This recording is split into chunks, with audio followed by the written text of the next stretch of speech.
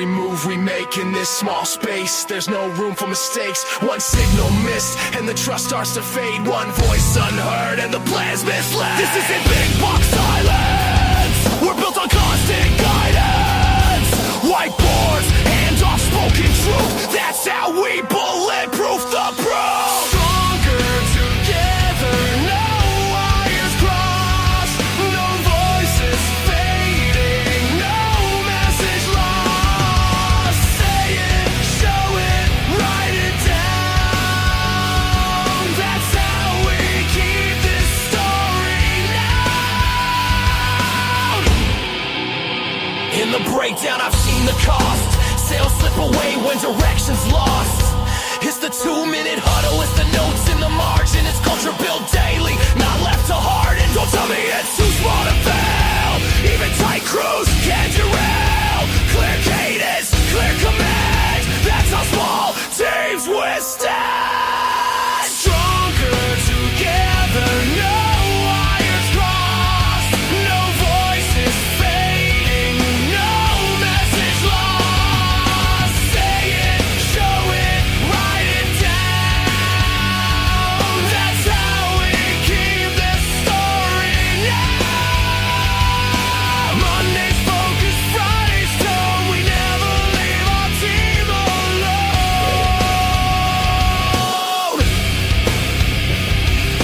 Crisis calls, our culture wins. We fight confusion, clarity wins.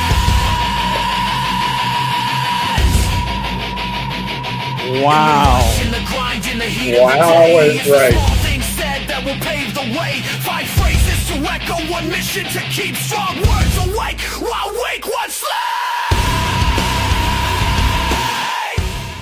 Greg, does any of that sound familiar? I'll tell you what, that is awesome, Joel. I was getting excited. That's literally, it's what you're covering today. The robots are that smart where they can take your outline and write a song. Yeah, I'll tell you what, I enjoyed that one tremendously, too. That was interesting. That was great. It's a little too hard for me, but it is different. The lyrics were fantastic, though. We're not going to leave our teams alone. I think I heard that. That was great. That's your words, man. Literally, it's just That's it. taking your words. Yeah, I love it. We live in weird times, man. I mean, it's just freaking crazy. I spent some time this past weekend, I think, and had a cousin visiting who was actually an actual no-joke musician, spent years on the road. And they had a debacle, if you will. You know, they were going to go out and hunt some hogs. So they took their thermals and, you know, went out on our deer buggies, the electric golf cart, you know, kind of lifted and had a flat. All they got were some, I forget what they killed, possums or armadillos, like, Okay. and it's like, it was just a debacle. So I just said, hey, I explained the story to the robot. It wrote a country song. And my cousin's like, are you serious right now? I mean, he's literally a songwriter, you know, and it was Right. like, his mind was blown. So we spent another hour making Glenn Campbell music, you know, like in the style of Glenn Campbell. And his Yeah. mind was blown. But yeah, it's crazy, crazy days we live in. Hey, everybody, we're finally on episode 5. I know Finally. we've had some hiccups. Some things kind of came up, but Greg is here today and he is going to enlighten us all on how to communicate better within our organization. Internal communications, correct, Greg? That is correct. Yes. Internal. You know, I went to a conference a while ago, one of these management conferences. And anytime I go to one of those conferences, you know, you're sitting through 2-3 days of stuff. You're just trying to find your nuggets that you can take with you and that you can put into practice. And one of the big things I heard at one of these events was culture kills strategy.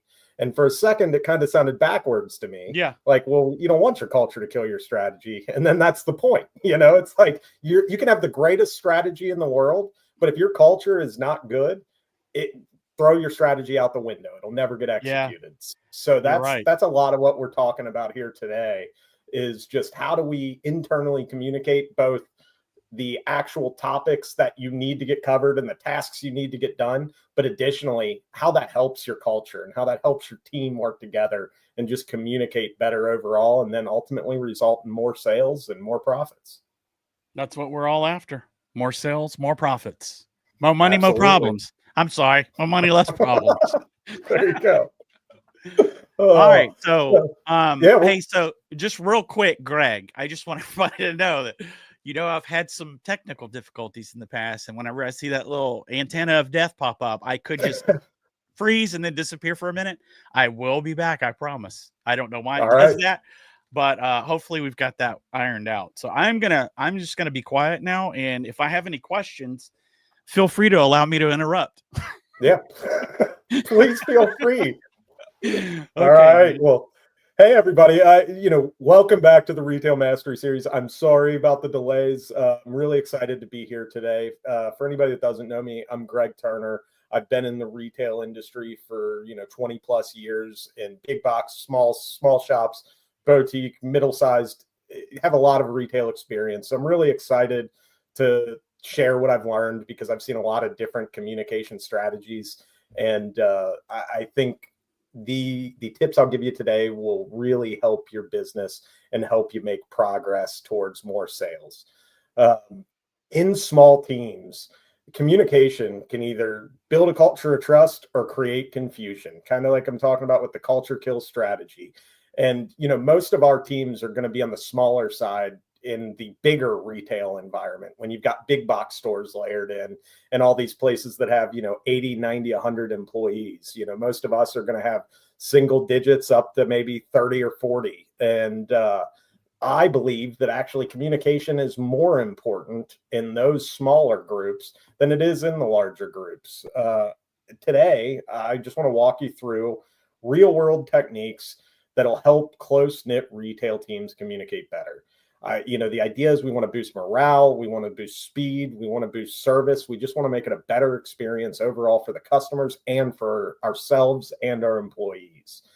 So miscommunication, there's a real cost to miscommunication. It's very easy to just push to the side and not put in the work we need to do to make sure we're consistently doing it. But, according to a study, I was looking things up, trying to figure out, okay, what's a good stat to share? And Forbes actually did a study that said 86% of employees cite poor communication as a key reason things break down. So again, in a small store, you're going to feel that so much faster and so much harder. A very simple example is things as simple as like a special order on a firearm.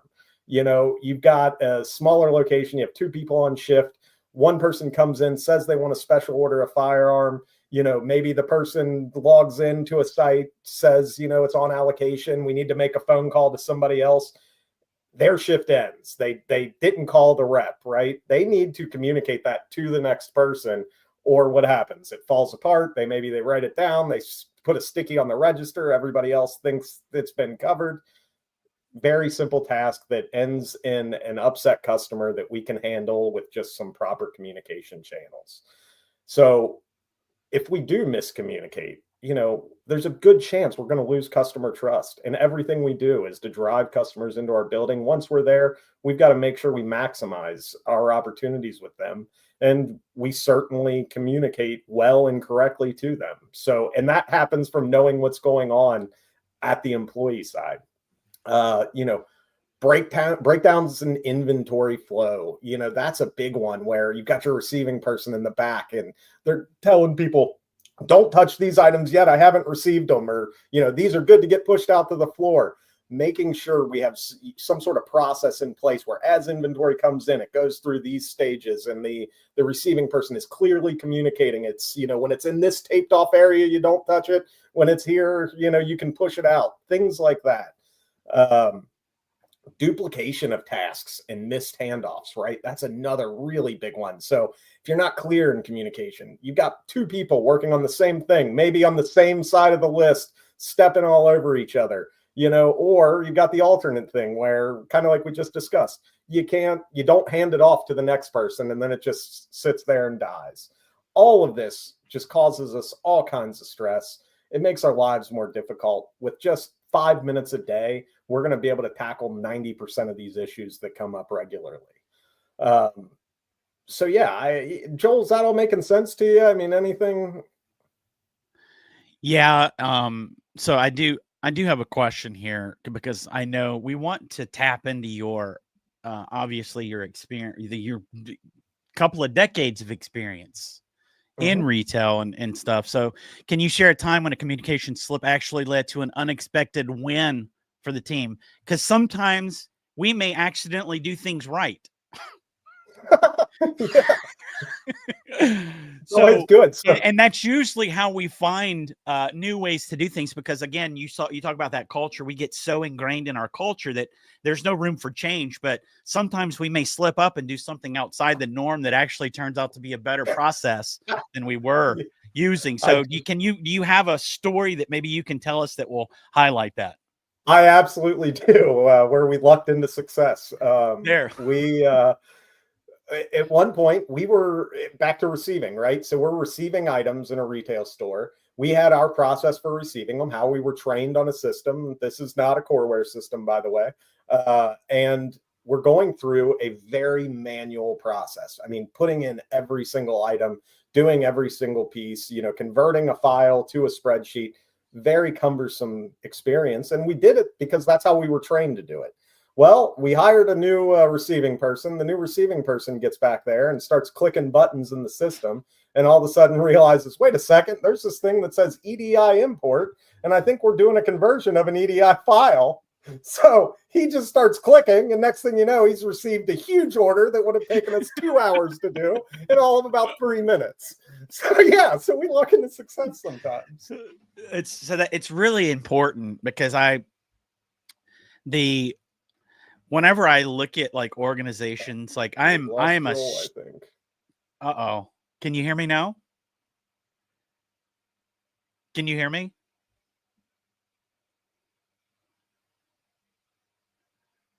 Can anyone hear me? Is it me that we lost, or did we lose Greg? Hey, Greg, can you hear me?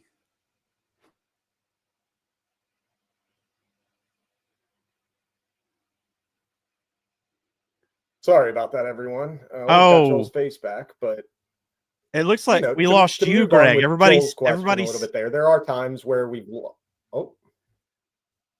everybody's saying we lost Greg. I thought, oh no way. Woo! Man, wow. That makes me feel so good. I mean, thanks, Joel. That makes me feel so bad. I'm usually the problem child. Hey, but no, I was what I was saying is, am I back now? Yeah. Oh, now I'm seeing the little antenna of death. So who knows? Maybe you'll lose me now. Did you lose me? Can you hear me? Yeah, I can hear you, Greg.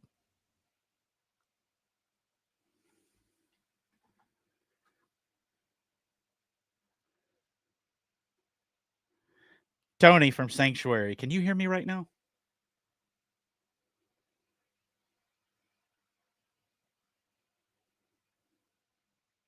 Okay, Greg is back, and you can hear me. I can't hear Greg for some reason. That is so strange. And I'll be honest with you, this is not going to go well at all because Greg is the subject matter expert for this whole thing. What in the world is going on here? Thank you. Thank you, Fama. Greg's frozen. So I'm going to let Greg know that he may be frozen.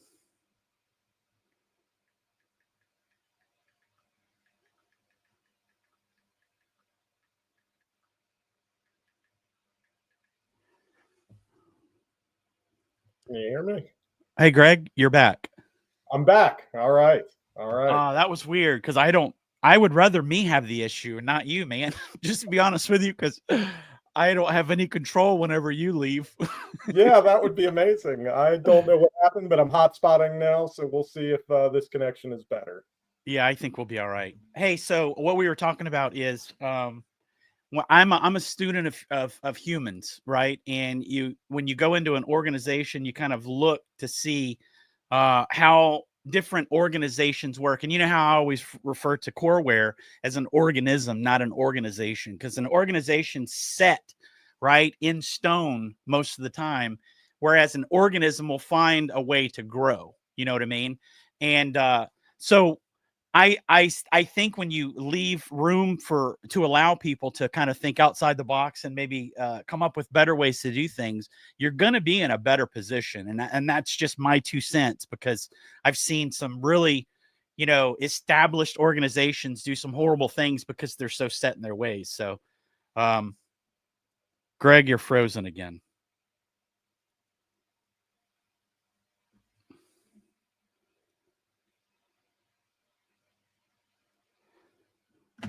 I'm so sorry, everyone.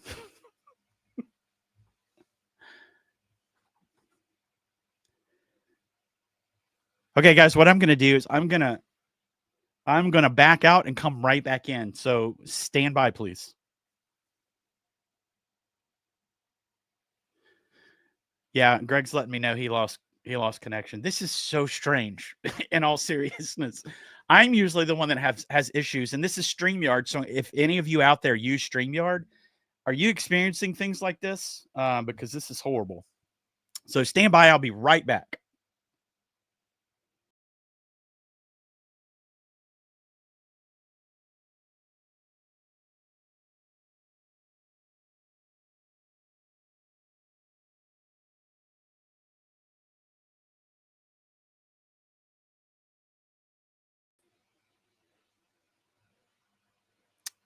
Greg, are you? I'm here. Can you hear me? I just reloaded my page. So, all right. Everyone, I apologize. I am so sorry. And I'm having it, well, Greg, so it's not just you. Yes, I'm so sorry, everyone. If anyone out there, if you didn't hear me last time, we use StreamYard. If you are experienced at StreamYard, are you experiencing the same issues? I would really like to know, because if this is going to continue, we're going to find another solution. But it's usually a really good, solid solution. But this is just unacceptable, and we apologize for the technical difficulties. But Greg, so I think I said what I wanted to say, which was probably too much. I know we're still recording, so at least we're recording all of our words, even though maybe everyone can't hear it. The replay will be live immediately after we're done here, so it may be better then. So Greg, I'm gonna back out a little bit and let you carry on. Yeah, absolutely. And really quick too, I did want to caveat my last statement with there are times where, because of a lack of communication, we've lucked into good things, but more times than not, you luck into bad things. So communication will solve many of the problems and keep problems from even being created. Right.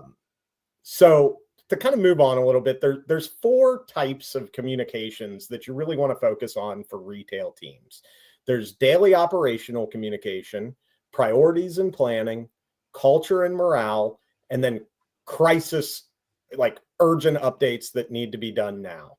So, to break those down a little bit, daily operational communications, these are things like who's working. Are there any big pushes on inventory, that we need to get out? Are there any classes going on? Your range schedule being printed if you've got reservations, private lessons being printed. Basically, what you need to do to set the table on how we're going to do business. You need to have a clear way of communicating that. With operational communications, typically you're going to want to use some sort of electronic communication, because it's what's going to keep your shift schedule. It's what's going to keep, record of who's working what for whom, all of that type of stuff. So I'd encourage you for those type of things to have some sort of electronic communication or something that you're printing off and putting physically in the facility. Next, planning and priorities, right? Weekly sales goals. And we'll talk about, as we move on to the next section, we'll talk about the different ways you can communicate these items. Again, these are just the different types of communications. So you may communicate these in a verbal way, in a written way, in a physical way, multiple different avenues to, get compliance and get the message out there.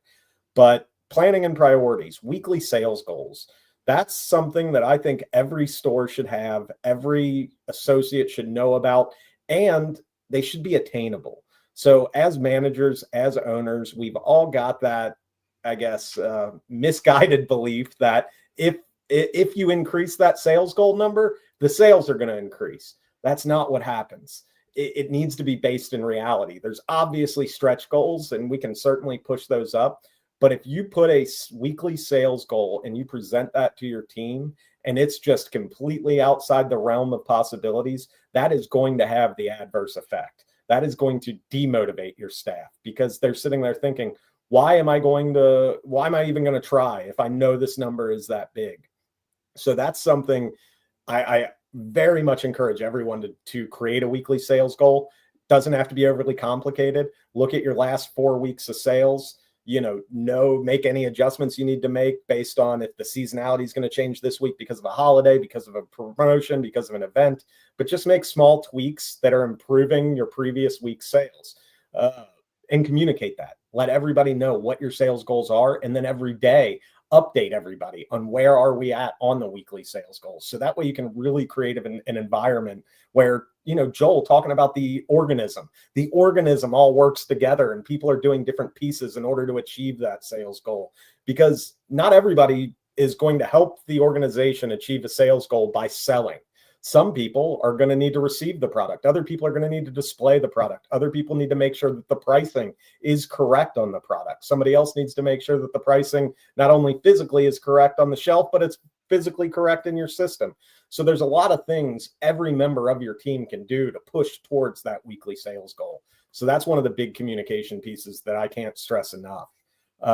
Another type planning thing you may want to communicate: vendor updates or events that are happening, if there's or new products, promotions, that type of thing. There's a new gun that just came out that there's, all kinds of videos on YouTube about that's what our customers are going to be talking about when we come in. If you just mention that in a morning huddle, excuse me, if you just mention that in a morning huddle, you're going to see the results of people knowing. And if they didn't know when you mentioned that new item, they're going to Google it and they're going to find out, and your staff's going to become more knowledgeable. So really important to just kind of drive what your staff is thinking about, drive, what you want the organization or the organism to be working towards. Culture and morale, another thing that's big that we need to communicate, right? So birthdays, big successes, when somebody does something well, your store met the weekly sales goal last week, and John did, $20,000 in sales of the $50,000 goal or whatever it is. Shout out John, let everybody know, hey, John did a great job. Thank you. That's going to encourage that type of behavior. And I know we all know this. I know it's all basic stuff, but it's very easy to forget. And I am of the belief from years of experience that these are the little things that matter to our employees. The employees who get hired, whether it's part-time, whether it's full-time, they're never going to care as much about the business as you do as an owner or as a manager or somebody that's really got a career. And now that's not everyone, of course. And that's not even a bad thing. It's just a lot of people, they want to sell guns because they like guns. They just want to be in the environment. They want to be there. If you can shout out the wins, the people that are doing exceptional work, I promise you more people are going to jump on and they're going to do it. So that's another big area where I think we will really see results. And then, just reinforcing the values of who you are, of who your store is. I really am a believer in creating a mission statement. It seems silly, and at the beginning, when I first heard this idea years and years ago, I'm like, who cares? It's a mission statement. But I'm telling you, what I saw in practice, if you have a good mission statement, it can become a beacon that you can go back to, and it can be your answer that will solve so many questions where maybe you did have a miscommunication. For example, at Coreware, I know the mission statement is to help small businesses survive and thrive, right? So really, as we're making decisions, as you make decisions in the organization, you got to think from a Coreware perspective. Does this help organizations survive and thrive? And, does this help small businesses survive and thrive, I should say? And how can we help businesses survive and thrive? So if that's the kind of beacon that you're always going towards, that you're always looking back on, it helps your managers, it helps your leaders, it helps your, associates make great decisions just pointing back to that mission statement. So that's something I'd encourage everyone to do, is create a mission statement, get it in front of people, reference it in some of these communications, and you will see positive results. The last kind of section of types of communication are going to be your crises. When things go bad, have a communication plan for how you get everyone on board with knowing the most updated information, whether that's, point of sales down, a piece isn't working. There was a safety incident on the range. Somebody had a misfire and shot through their hand, and here's what's going on. Or the local police called and said, hey, look out for this person to be coming in today. Gotten those before. So it's just very, very important to kind of know your different types of communication. Make sure you've got a path for each one of those types of communication. And again, it might be a multi-path situation where you're going to do it multiple ways. But yeah, that's kind of the 4 big buckets I would think that we want to communicate. Joel, any questions, any comments?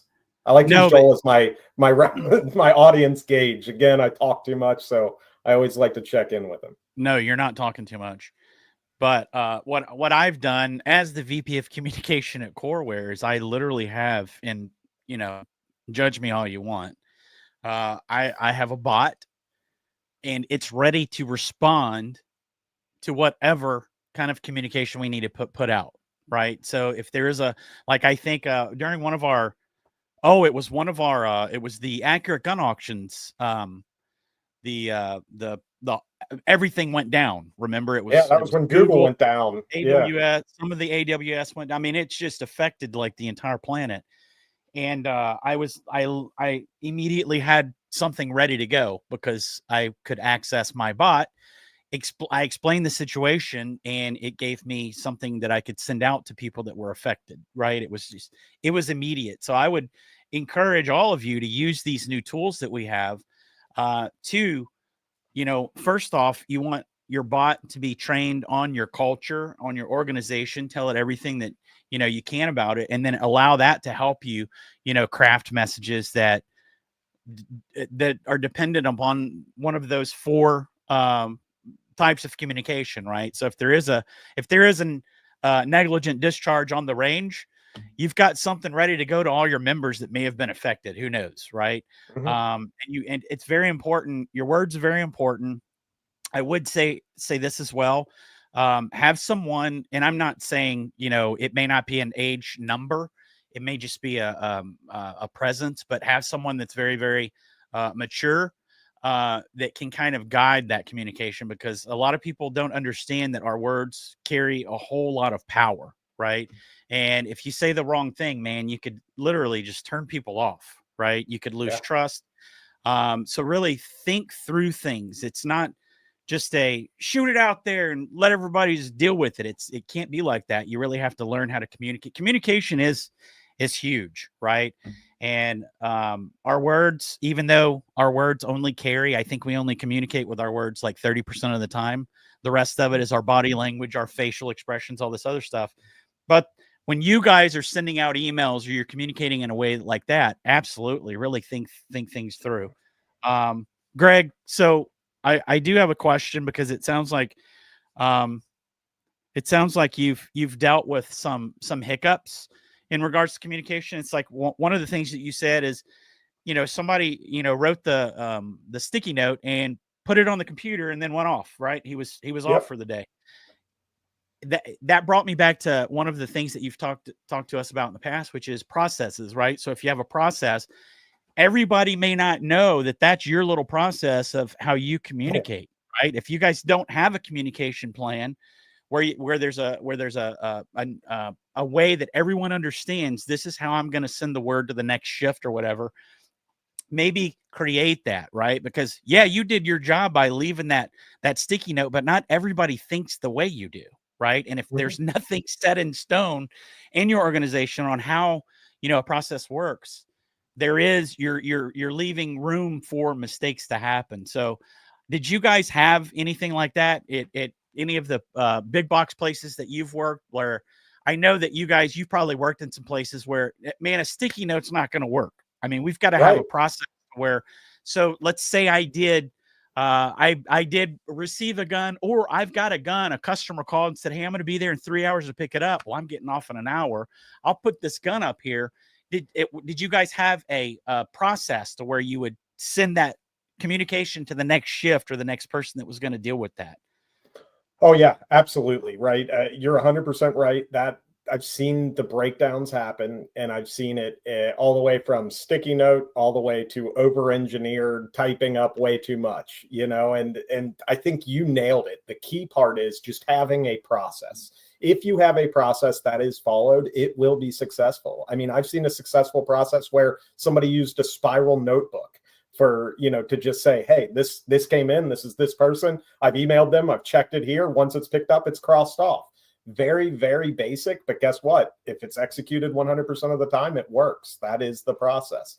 So, and with ChatGPT, with Grok, all the AI tools that exist out there, my cousin, he has a side business that he's selling pies at festivals and fairs and all this stuff. And he said, I hired a couple of young kids because I'm too busy now and I want to do multiple fairs, but I have no idea how to tell them. I spent like 2 hours with him on ChatGPT and just wrote an entire SOP for his entire business. Just telling it, hey, you've been in the pie business for 30 years selling at festivals. You're an expert at all of these types of things. We need an SOP from start to finish on how to sell this, make these pies, sell these pies, count drawers down, the entire thing. And what it produced from just a very simple prompt was probably 90% correct already. And what we spent the next hour and 50 minutes doing was just going through every line of it and telling it to adjust. But at the end of it, he had an SOP that I'm telling you 10 years ago, Dick's Sporting Goods would have been thrilled to have.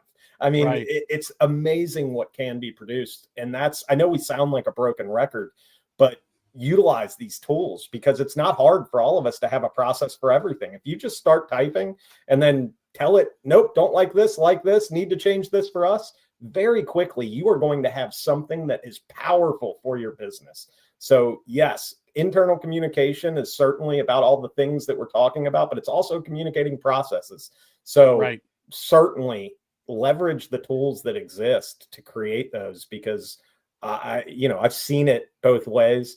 And even though it's a pain in the butt and it's more work at the beginning, it makes such a difference in how your business operates and ultimately leads to profitability. And that's what we're all here for. I mean, yes, we love the industry. Yeah, we have a passion, but at the end of the day, we all want to make money, and process will help us make money. There's no question about it.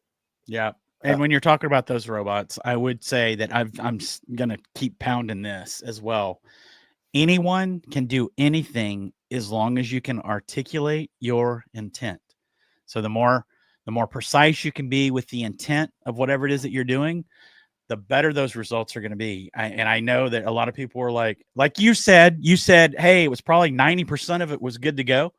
Mm-hmm. If you would have spent a little bit more time in the beginning articulating the intent, it probably would have been 99%, maybe just slight tweaking. So really articulate your intent. And it goes back to communication.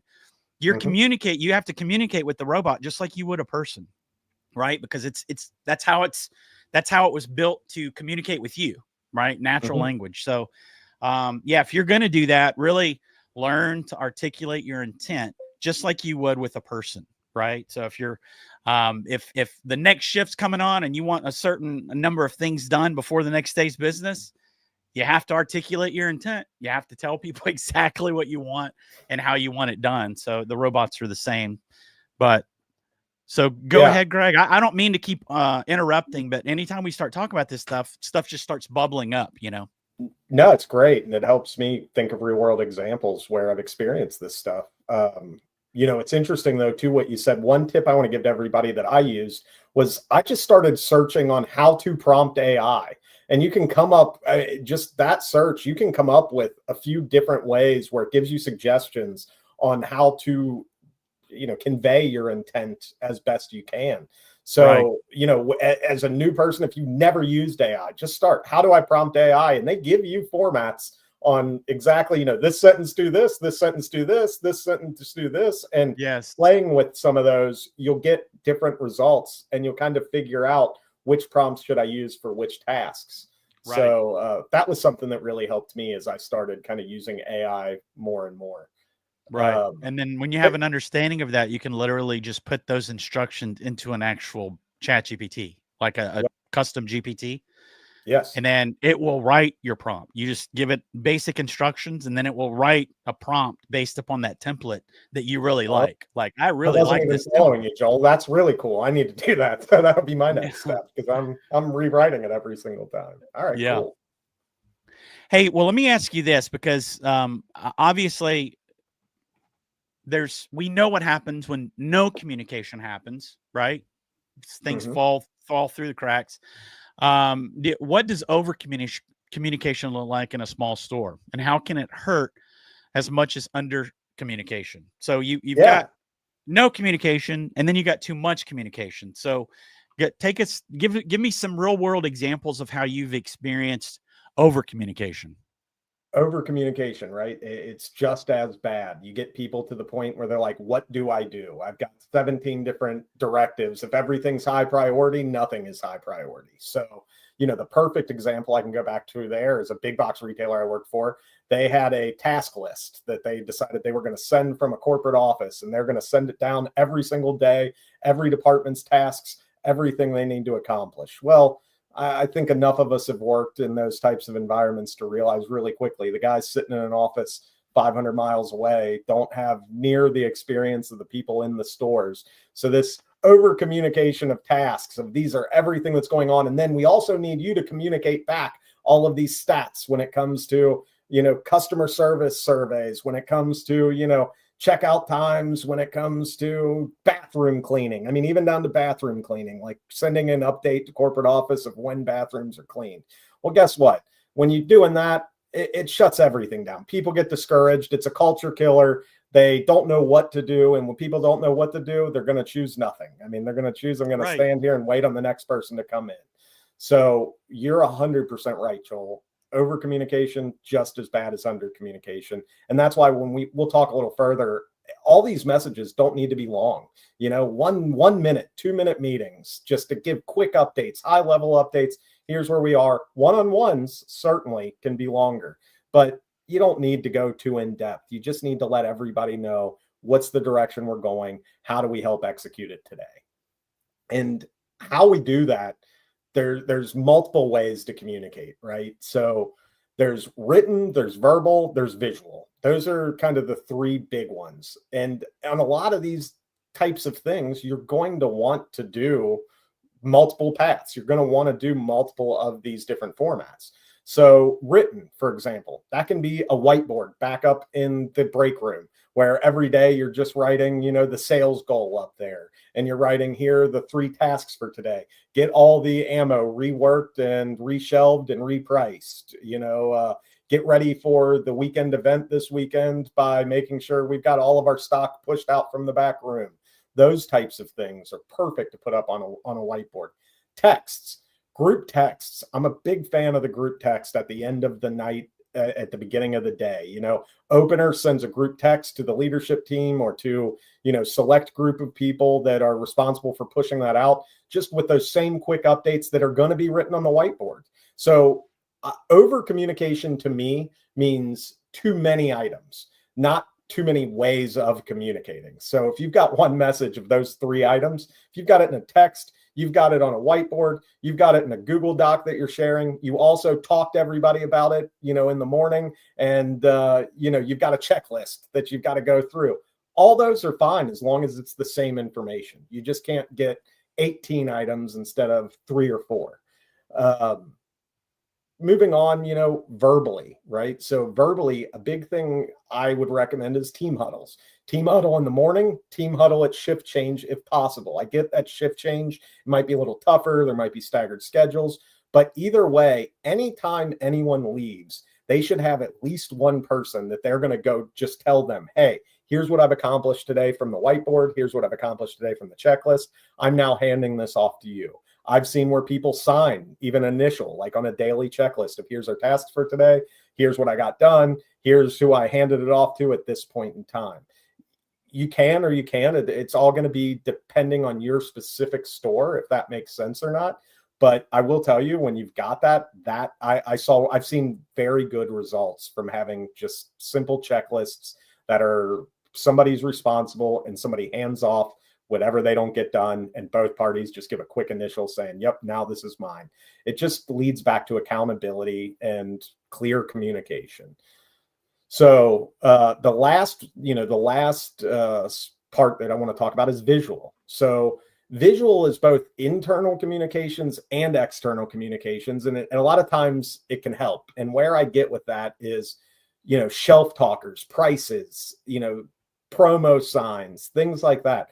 We've all been there in the retail world where there's a sale going on and you may or may not know about it. Customer comes in and says it. We've got a breakdown somewhere else in one of our other things. Guess what? I got this nice 8.5 by 11 printed out and sitting up on the shelf. I can look right over there and say, yeah, guess what? All of our ammo is 10% off this weekend. I know that because there's clear visual signs throughout the store as well. Additionally, backroom signage. I'm big on backroom signage. So your inventory in the back room has a 0% chance of selling if it's in the back room. It needs to be out on that floor so it can be pushed out and be sold.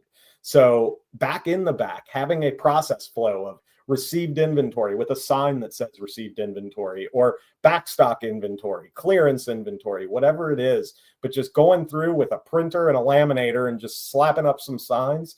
It's amazing how much that process will help you increase those efficiencies.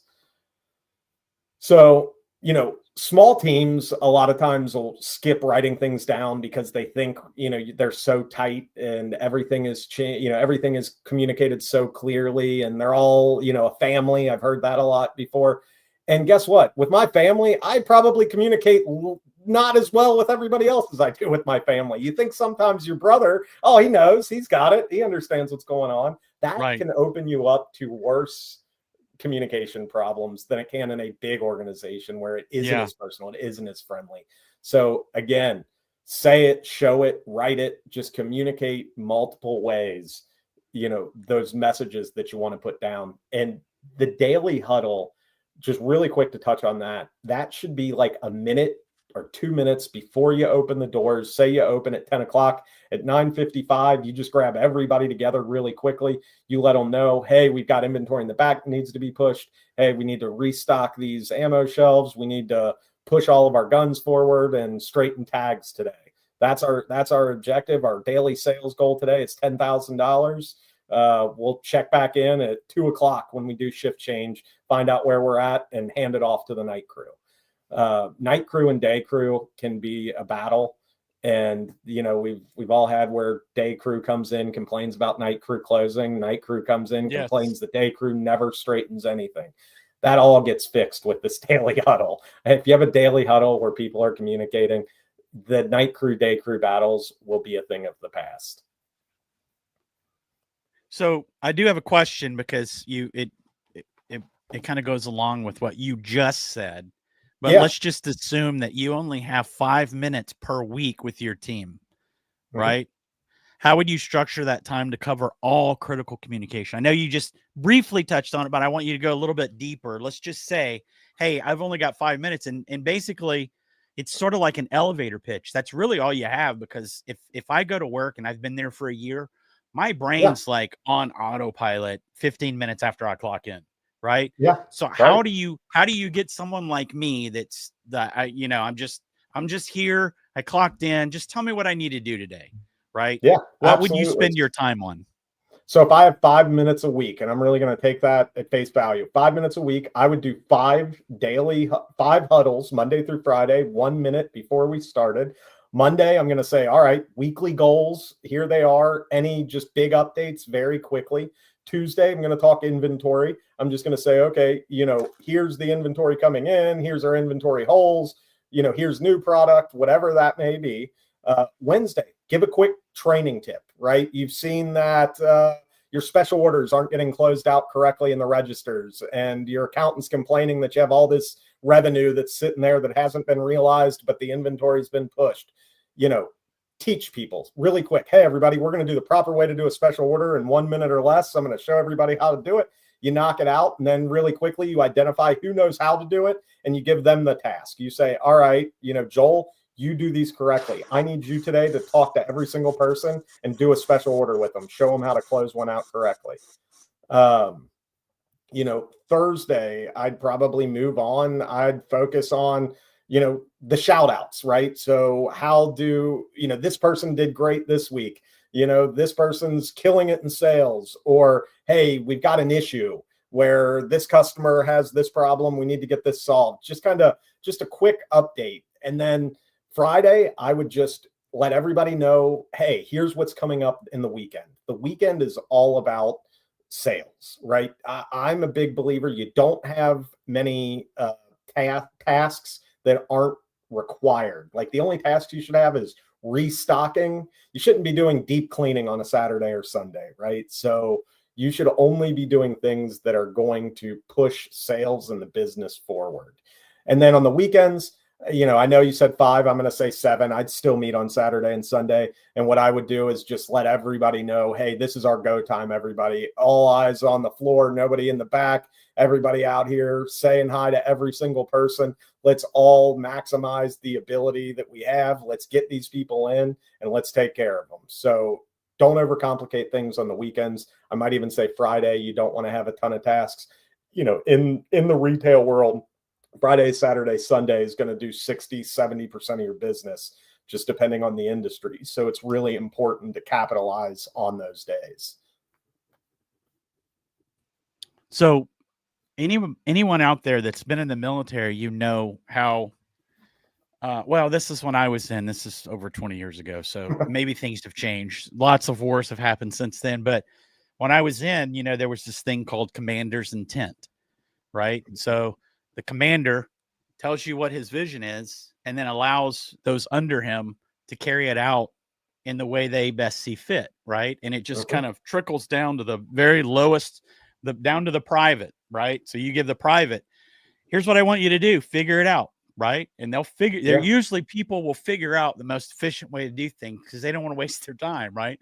And we're very lazy by nature. Humans are lazy, so they're going to find an efficient way to do things that free their time up. So that's what I would encourage, all of you out there, that if you're passing down, and I think that will free up, and it will not free up, but it will cut down on over communicating, right? So if you're the store manager, right, and you've got all these different, sections of the store that you're worried about, just assign, squad leaders, right? So, hey, you're squad leader in ammo, and you're the squad leader of rifles, and you're the squad leader of pistols, and just make them, or not make them, but encourage them to be subject matter experts, inventory experts.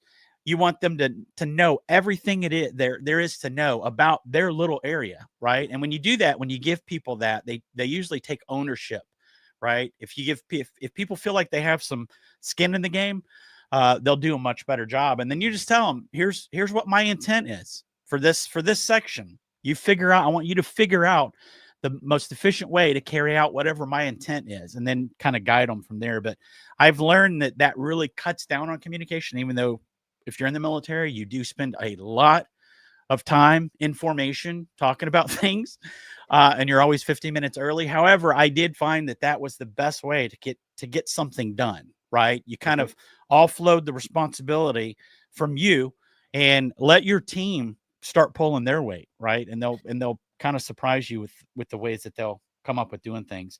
Phil B., glad you're here. And I'm sorry, Tony from Sanctuary, I know you're probably gone, but thank you for joining us today. He had to hop off. I do have a question though, Greg, and it just kind of, this is, I actually read over your outline, and I just wanted to come up with questions that, in case we don't get to everything, but is there a non-retail business you've seen that nails communication in a way that we could borrow from? So you see any other industry that has really nailed communication, right? Yeah, I mean, it's funny, Joel. No, nothing just jumps to my mind. It's not to say that it doesn't exist, but I think it more so speaks to that's why we're talking about it today. It's a challenge that just takes effort. So like, I'm sure there's individual businesses that are absolutely crushing it, but entire industries, no, not that I can immediately think of. Right. That it's a challenge. It's a human challenge, right? I mean, no matter what we're doing, nobody can get inside of our brains. We have to be able to tell people what we're thinking. So I yeah, I can't think of any good good examples of somebody that's absolutely nailed it. Now, in the tech world, certainly, you can think of like where all communication is written in GitHub and it's all kind of followed through. Certainly, I'm sure there's some good examples there. However, they don't have the volatility of a retail environment, which is just another layer that makes it even more and more complicated. Because in most businesses, you're behind a desk, you're behind a computer, you've got time. When that customer emails you, they don't expect a response in 3 minutes necessarily. They, Right. an hour later is okay. In the retail world, you're standing across the counter from someone live who expects you to be the expert. So those communication gaps get amplified so much faster than they do in other businesses. So even if other businesses feel like it's better, it's probably not. And that actually goes back to what I started the presentation on with the stat, right? 86% of people say communication is a problem in their business. That's where if something's going to break down, it's going to be because of communication. So I think it's a human problem. It is. And also, again, because I deal with this on a daily basis as well. Anytime I deal with people, it's they kind of have an expectation that you know something that they know automatically, and that's a human thing because hey, well, you're on my team, you should know this. We should be on the same wavelength, and it's like, man, even twin brothers or twin sisters, they're not on the same wavelength. They think radically differently, right? If you give them you give them both a task, they're probably not going to do it the exact same way. So I think what I would encourage anyone out there that wanted to communicate a little bit better is don't make any assumptions at all about anything ever. That reminds me of that Michael Scott, where he was asking him on The Office. He says, "So what are you doing?" And Michael Scott said, "I never say anything ever, no matter what." And he just kept going, and it was like the emptiest thing. But if you think about it, that's right. That's how he did so well. He just stayed out of everybody's way. But for you guys out there, I would just say, don't make any assumptions. If you tell someone something, they're not understanding it the exact same way that you thought you communicated it. And it works reverse as well. So that person may tell you something and they're thinking they got the whole message across. It's like, I don't know if I could have said it any simpler. I've learned in my old age that, holy moly, I can say something as simply as possible and people still don't get it. So it's just a give and take in regards to communication. Just have a little patience with people is what I would encourage, and learn how to communicate, because once you learn how to communicate with all these different people, you will be the master of your own destiny, right? If you can communicate effectively, you will be the master of your own destiny. So that would be and Greg, tell me if I'm wrong. Don't ever make assumptions. Don't assume that someone just understands what you said because it made perfect sense coming out of your head. It's like, no, it's not how people think. So no, and it's the old KISS method too, Joel. It's like, keep it simple, stupid.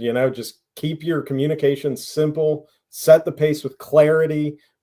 Especially if you are an owner or you're not on site or you have multiple locations, that's really important as well. And a tip for that is record it. If you can't be there and you want to get the message across, or you're traveling, record a voice memo, send the voice memo to your manager on duty and have them play it. So then there is no game of telephone. It's coming right from you with a clear, concise message.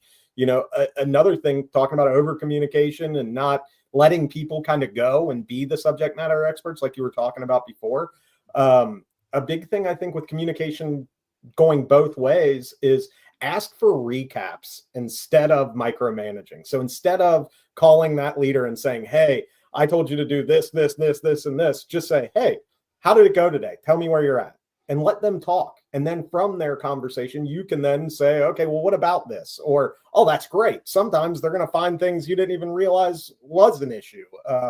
So I encourage you to, it's kind of like the old ask open-ended questions instead of giving the yes, no. Did you price the ammo? Yes or no. Did you, move these around? Instead, simply ask for the, ask for the recap.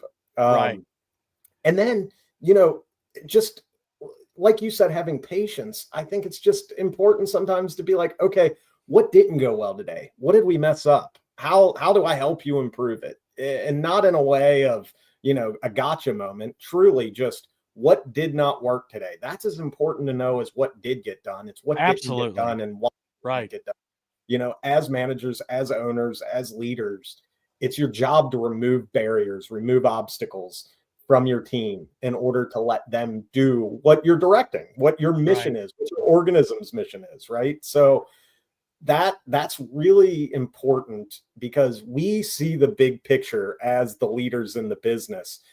Communicating that out is not always an easy task, and it's not always accomplished over one time or two times or 10 times. So just continuing those constant messages are very, very important, and listening is very important because that internal communication is not just top down. It really needs to be bottom up as well.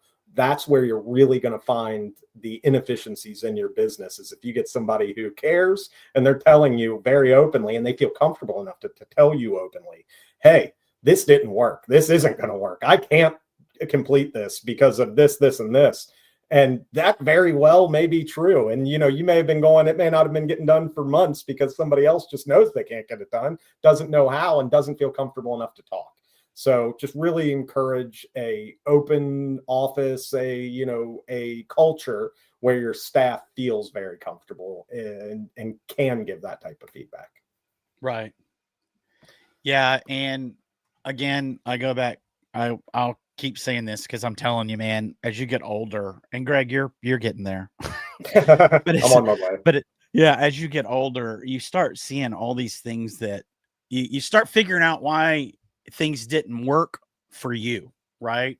And if you're honest with yourself, you'll start really critiquing your life and all the lessons that you should have learned. And one of the biggest ones, man, that I'm learning at this stage of my life is don't assume people know what you're saying just because you say it, and don't assume that other people think you understand what they're saying, because they may or they may not, right? And a lot of times that's where I usually drop the ball, is somebody will say something and it's like, here's how I understood it. And it's like, no, that's not at all how I meant it. And it's like, you have to have communication to learn those things. But as you go along, Greg, and correct me if I'm wrong, but the more you communicate with different people, those bonds thicken, right? And you will start being able to kind of read people's minds, or you kind of finish their sentences because you communicate so much, right?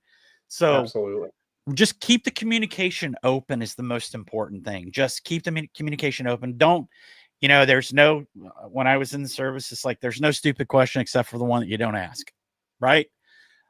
So don't close the door to communication, because those people that you're communicating with as leaders of your stores or your ranges or whatnot, that's your magic right there. Those people out there are the magic that will get you to where you want to be, or get your business to where you want your business to be. And Greg, I don't know if you realize or not, but as we were talking, everything that you were talking about, it's literally applies to the robots as well, because you're saying, allow them to talk and allow them to kind of, they're going to tell you things that you didn't even know and blah, blah, blah. It's literally the robots, all this AI stuff. It is based upon communication. You just have to know how to communicate. And the more effective you are at the communication, the more humans will be able to work with you, and your mind's going to be blown, because it's like, oh my gosh, they're doing such a great job. It's the way you're communicating. You're pulling out of these people or these robots what you want based upon how you're communicating. So think about what you're saying, really, again, articulate your intent. That's the most important thing in the universe is if you want someone outside of your own head, if you want to make something outside of your own head move, whether it's ammo to be put from this part of the back room to that part of the back room, learn how to communicate the intent, right? Yes. Articulate your intent. So, Greg, I don't know where we are in your, because I've been looking at the little antenna of death, and I've been saying, oh, please don't drop. No, I think we've covered most of it. I actually, we've jumped around, and that's great. It's been a good conversation. I think the key thing I just want to end on is, I've talked about a lot of different things here, and what do you do sitting in your all shoes as a manager, as an owner, as an operator. And the best path forward, in my opinion, is just pick one or two of these things and start them and do them consistently. Whatever you decide to do, don't start it, do it for 2 weeks and stop it. Commit to doing something for 2 months. Give yourself 60 days. If you're doing it and you don't see results, throw it away. Your team may not respond to that type of communication, but don't do it 1 week, skip 2 weeks, do another week, skip a week, do another week. Do it consistently on a schedule, and you will see results. And it's not overly complicated. If you're going to do one thing, I'd say set up daily huddles. That will be the biggest piece you can do very easily, very quickly. Keep the message down to 3 to 5 items. Don't make it any bigger. Make sure it's tasks and messages that can be accomplished. And truly, if you just do that and nothing else, you will see an improvement in your efficiency and your morale and ultimately in your profits. And celebrate those successes. Absolutely. 100%. Celebrate those successes, because we all thrive no matter who you are. If you're the store owner or you're the lowest guy on the totem pole, we all love to celebrate our successes. So if you guys are getting some good success out of these communication tactics, celebrate them, man. Have pizza day, do whatever. Just really keep feeding that culture so that it changes into one where it literally is on autopilot. Like the more you communicate in the beginning, not saying like more as in tons of minutes a day, but the more effective you communicate in the beginning, it probably kind of falls off because you're going to need less communication as you go along, unless someone new comes in, because you're going to start vibing with everybody and you're all on the same page and you're not even saying anything. You're just kind of going along. So communication, man, it's huge. I wish we had more time, Greg, but we are literally already over an hour. And I know 45 minutes of that was technical difficulties. Yes. Yeah. And I apologize for that. But we are going to be sure to make sure you're signed up for our weekly newsletter. It's Core Weekly.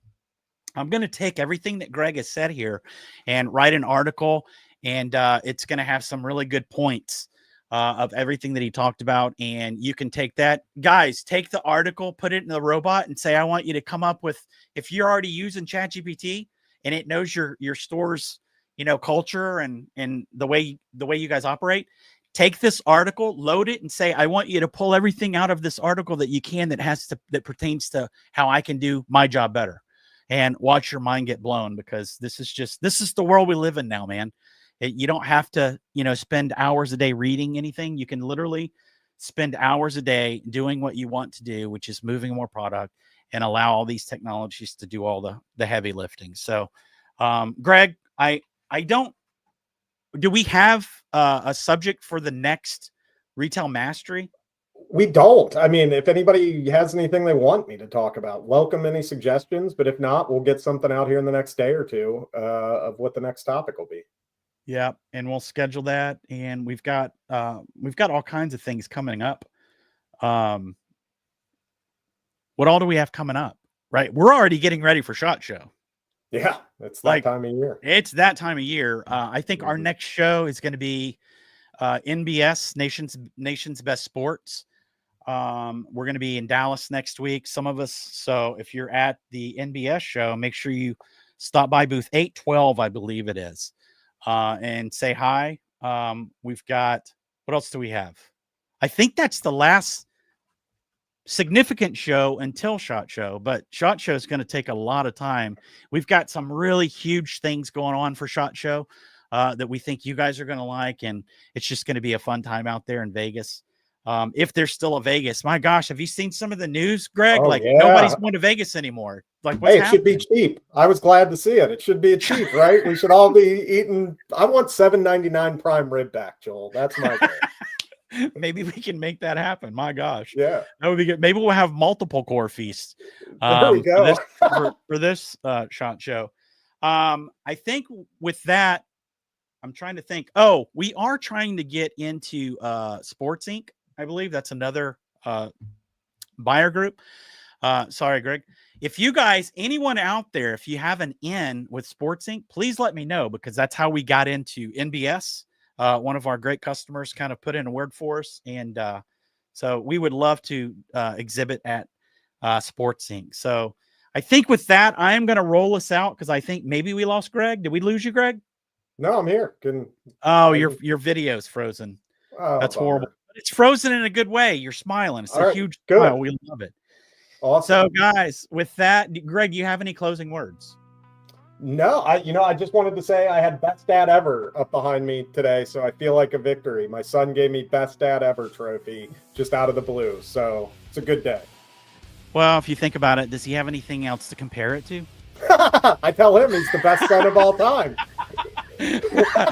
No, that's awesome, man. Yeah, guys, thank you so much for your patience, for putting up with our technical difficulties. I still don't know what's going on. This is the first webinar on StreamYard that I haven't been dropped from. I still see that little thing threatening, but I think hardwiring it in has allowed me to stay. But again, thank you guys so much for joining us. I think we're gonna end it here, right? And let everybody listen to this masterpiece of a song that the robot wrote based upon what we covered today. Thank you, everyone. Thank you, guys. We'll see you in the next one.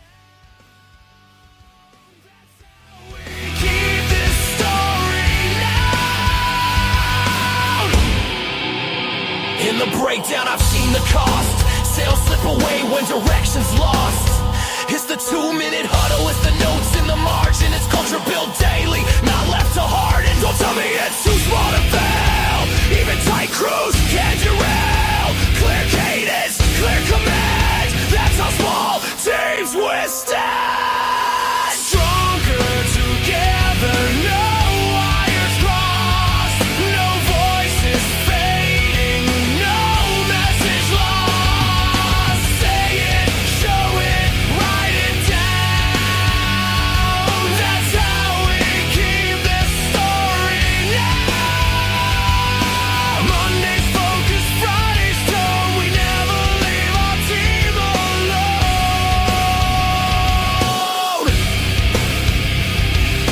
Crisis calls, our culture wins. We fight confusion, clarity wins.